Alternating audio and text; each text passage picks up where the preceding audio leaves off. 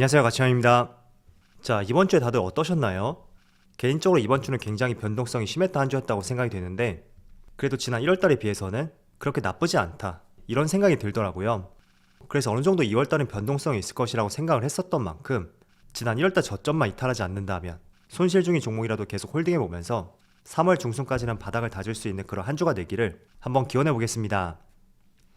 자, 오늘은 제가 지난주에 간헐적으로 말씀을 드렸었는데, 일반적으로 우리가 투자할 때 가장 선호하는 것이 저점에서 매수해서 고점에서 매도하는 이런 패턴을 가장 선호하잖아요.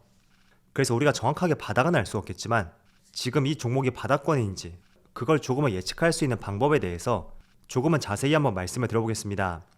자, 지난주에 제가 간헐적으로 몇 종목에 대해서 말씀을 드렸을 거예요. 대표적으로 아모레퍼시픽하고 또 카카오뱅크, 이런 종목들을 예시로 말씀을 드렸었는데, 오늘 영상은 제가 데이터로 보여드리면서 조금 더 구체적으로 한번 말씀을 드려보겠습니다. 그래서 지금 말씀드리는 그 종목 외에도 여러분들이 보유하신 종목들이 이 범주 안에 속한다면 한번 같은 관점으로서 보시면 좋을 것 같아요. 자, 일단은 아모레퍼시픽을 한번 살펴볼게요. 자, 이 종목은 작년 6월부터 정말 실적에 대한 우려감과 함께 거의 7개월 동안 주가가 반등 한번 없었던 정말 흐름이 좋지 못했던 종목이었습니다. 자, 그런데 공교롭게도 1월 달에 저점을 다지고 장기 이평선을 모두 돌파하고 2월 달은 계속 상승 흐름이 나오고 있어요.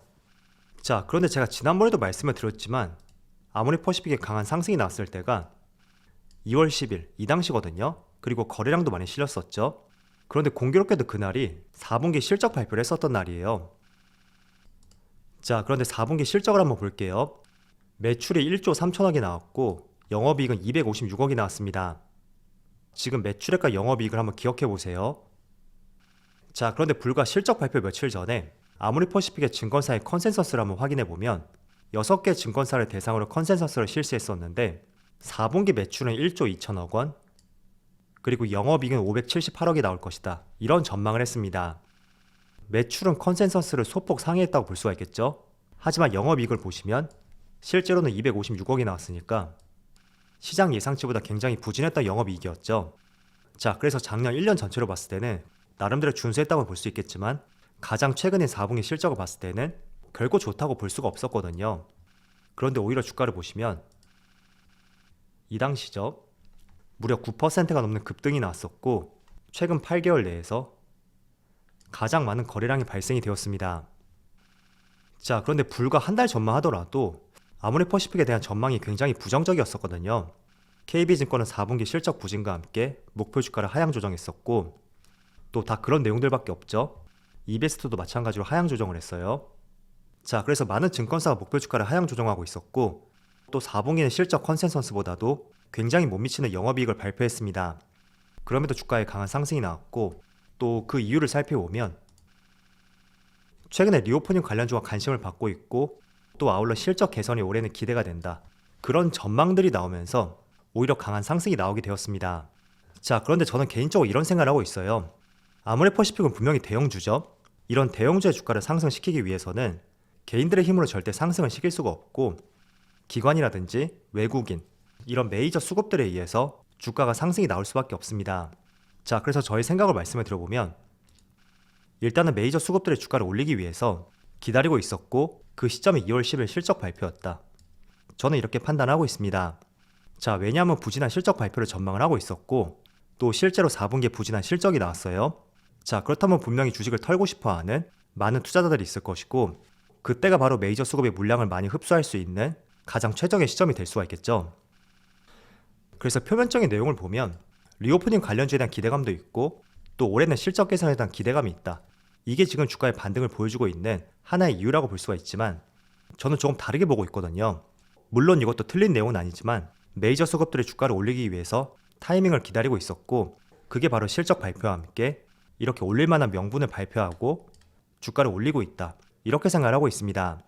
자, 그래서 이런 부분을 조금 활용해 볼 수 있는 것은, 이렇게 실적 부진과 함께 주가가 계속 급락이 나왔다가 또 특정 시점에 실적 발표를 했음에도 불구하고 그렇게 기대가 되지 않았었는데 오히려 주가에 상승이 나왔다, 그렇다면 아모레퍼시픽의 사례를 적용해보면서 주가의 반등을 기대해 볼 수 있다고 저는 생각을 하고 있어요. 자, 그렇다면 반대로 적용을 해볼 수가 있겠죠. 자, 지금 차트는 아모레퍼시픽을 띄워놨는데 아모레퍼시픽이 그렇다는 것이 아니에요. 어떤 특정 종목의 주가가 이렇게 계속 상승이 나왔는데 비교적 저점에서 많은 상승이 나왔고 그 위치에서 실적 발표를 했다. 그런데 실적이 준수했고 오히려 시장보다 좋은 실적이 나왔음에도 불구하고 주가가 급락이 나왔을 때 이런 경우 분명히 보셨을 거예요. 그것도 어떻게 본다면 그 호재성 기사를 통해서 많은 참여자들의 매수세가 몰릴 수 있는 그런 시점이 될 수가 있고 그때를 활용해서 세력들의 물량을 넘길 가능성이 있다. 그렇게 보시면 좋을 것 같아요. 그래서 빠져나간 세력들은 또 다른 업종이나 종목들로 옮겨가면서 이런 비슷한 패턴을 보일 가능성이 있겠죠. 자, 그런데 이런 반등이 직전 고점까지 계속 상승을 시킬 수 있는 그런 이슈는 절대 되지 못합니다. 어디까지나 저점에서 방향성을 틀 수 있는 그런 재료로서 한번 해석을 해보시고 실제로 주가가 추세적인 상승을 보여주기 위해서는 여기 실적 개선 기대라고 나와 있었죠. 이게 향후 1분기와 2분기 그때 실적을 통해서 증명이 될 때 비로소 주가는 또 추세적인 상승이 나올 것이고 제가 말씀드린 이런 내용 같은 경우에는 저점에서 방향성을 틀 수 있고 절대 정고점까지는 아니에요. 일정 부분 상승이 나올 수 있는 하나의 재료로서 해석을 해보자 이렇게 말씀을 드리겠습니다. 자, 그리고 두 번째는 저는 연기금을 한번 주목해보자 그런 생각을 가지고 있어요. 연기금의 투자 주체는 주로 국민연금이 차지하고 있는데 최근에 우리가 연기금의 투자 방식에 있어서 조금은 부정적으로 생각할 때가 있잖아요. 그런데 기본적으로 연기금은 여기 보세요. 자, 1988년도부터 2020년까지 연평균 투자 수익률이 8.99%, 거의 9%에 해당되고 있고 해외는 10%를 넘어가고 있죠. 그리고 2020년에는 무려 34%의 수익을 냈습니다. 물론 작년에는 좀 저조한 수익률을 보여주고 있는데 일단 평균적으로 봤을 때 연기금은 9%의 수익을 내고 있었다. 그 점을 확인해 볼 수가 있고 그렇다는 것은 일단은 투자를 정말 잘하는 기관 중에 하나이다. 그걸 우리가 인정을 할 필요가 있겠죠. 자, 그런데 여러분들이 수십조 혹은 수백조까지 기금을 운용하는 연기금이라고 가정을 해보세요. 그렇다면 어떤 종목들을 매수할까? 굉장히 많은 자금들이 굴리기 때문에 분명히 코스피 위주로 매수를 할 것이고 코스피 중에서도 시가총액 상위 종목들 그런 종목 위주로 매수를 하겠죠. 또 한 번에 매집을 못하고 며칠 동안 매집이 이어질 수밖에 없다. 그걸 의미하기도 하고 또 그렇다면 최근에 이슈가 되고 있는 종목들 그런 종목들을 사기는 부담스러울 수가 있어요. 왜냐하면 많은 사람들이 지금 기대감을 갖고 있기 때문에 조금만 수급이 붙으면 강하게 상승하는 이런 현상들이 나올 수 있는 만큼 최근에 크게 이슈가 되고 있는 종목들 그런 종목들을 단기간에 매수하기는 어려울 수가 있다. 이렇게 볼 수가 있기 때문에 그래서 연기금의 투자 방식 중에 하나가 성장성이 있고 전망이 좋은 기업들 그런데 그런 기업들의 주가가 하락이 나왔을 때 더 이상 나올 악재가 없다면 그 자리에서 물량을 조금씩 모아가는 전략을 취하기도 합니다. 그래서 대표적인 사례가 2020년 2월달과 3월달 모든 사람들이 주식시장에서 도망갈 때 연기금은 오히려 삼성전자에 크게 매수세를 보여주었고 SK하이닉스도 마찬가지였어요. 또 왜 이렇게 매수세를 보여줄 수밖에 없는지 제가 직전에 말씀을 드린 것을 한번 곰곰이 생각해 보신다면 분명히 이런 투자 전략에 대해서도 우리가 이용을 해볼 수가 있다는 거죠. 자, 그래서 2월 첫날부터 어제까지 연기금이 가장 많이 매수한 종목을 한번 살펴볼게요. 첫 번째가 LG에너지솔루션. 자, 그런데 이 종목은 신규 상장한 종목이기 때문에 제가 제외를 하도록 할게요.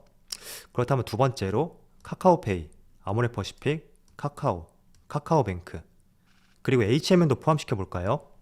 자, 여기 5개의 종목은 최근에 정말 끊임없이 주가의 약세가 이어졌었던 대표적인 종목 중에 하나였습니다. 그런데 2월달 전체를 봤을 때는 지금 연기금이 꾸준히 매수를 보여주고 있고 특히 카카오 그룹주들 세 종목이 다 포함이 되어 있죠. 그리고 조금 전에 말씀드린 아모레퍼시픽도 포함이 되어 있어요. 자, 그래서 한번 차트를 보면 먼저 카카오뱅크 1월 말에 4만원이 깨지기도 했었는데 지금은 거의 25% 가까운 상승이 나왔죠.